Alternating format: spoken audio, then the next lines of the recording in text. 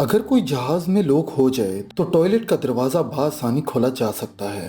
آپ کو صرف کرنا یہ ہے کہ جس جگہ پر اوکوپائیڈ لکھا ہو، ZHS ٹی وی کی ویڈیوز میں ایک بار پھر سے خوش آمدید۔ آج کی اس ویڈیو میں ہم آپ کو جہاز کے بارے میں کچھ ایسے راز بتائیں گے جو صرف جہاز کا عملہ خصوصاً ایئر ہوسٹس کو معلوم ہوتے ہیں۔ تو آئیے شروع کرتے ہیں۔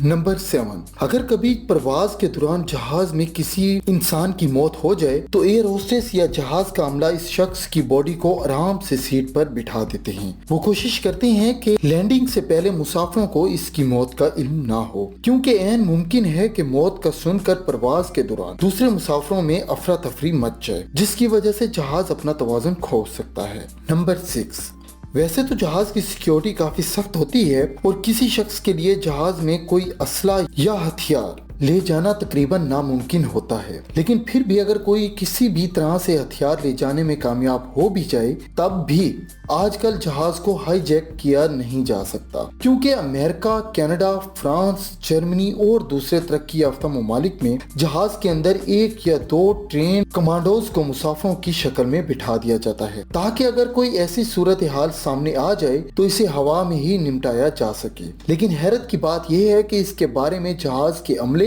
اور ایئر ہوسٹس کو بھی بتایا نہیں جاتا۔ اس سروس کو ایئر مارشل سروس کہا جاتا ہے۔ نمبر 5، جہاز میں سفر کرنے والے مسافروں نے اکثر جہاز میں اس طرح کا نشان تو ضرور دیکھا ہوگا۔ یہ وہ جگہ ہے جہاں سے جہاز کے پروں کا مکمل نظارہ دیکھا جا سکتا ہے، اور یہ نشان مسافروں کے لیے نہیں بلکہ پائلٹس کے لیے بنایا جاتا ہے۔ اگر کسی پائلٹ کو محسوس ہو کہ جہاز کے پروں میں کوئی مسئلہ ہے تو اس نشان کے نیچے والی ونڈو سے جہاز کے پروں کا معائنہ کر سکتا ہے۔ نمبر 4، کریش لینڈنگ کے وقت جہاز کو خوفناک جھٹکے لگنے لگتے ہیں۔ کئی کیسز میں جہاز کو آگ بھی لگ جاتی ہے، اور یہ عین ممکن ہوتا ہے کہ کریش لینڈنگ کے بعد جہاز کے دروازے نہیں کھلتے۔ اس صورت سے نمٹنے کے لیے پائلٹ کی سیٹ کے نیچے ایک کلاڑی موجود ہوتی ہے جو جہاز کا شیشہ یا دروازہ توڑنے کے کام آ سکتی ہے۔ نمبر 3، ایک حیرت انگیز بات یہ ہے کہ جہاز کے پائلٹس اور کو پائلٹ دونوں کو الگ الگ کھانا دیا جاتا ہے، اور ان کو ایک جیسا کھانا کھانے کی اجازت بالکل بھی نہیں ہوتی۔ وہ اس لیے کہ اگر کسی ایک کھانے کی وجہ سے کسی ایک پائلٹ کی طبیعت خراب بھی ہو جائے تو دوسرا پائلٹ جہاز کا کنٹرول سنبھال سکے۔ نمبر 2،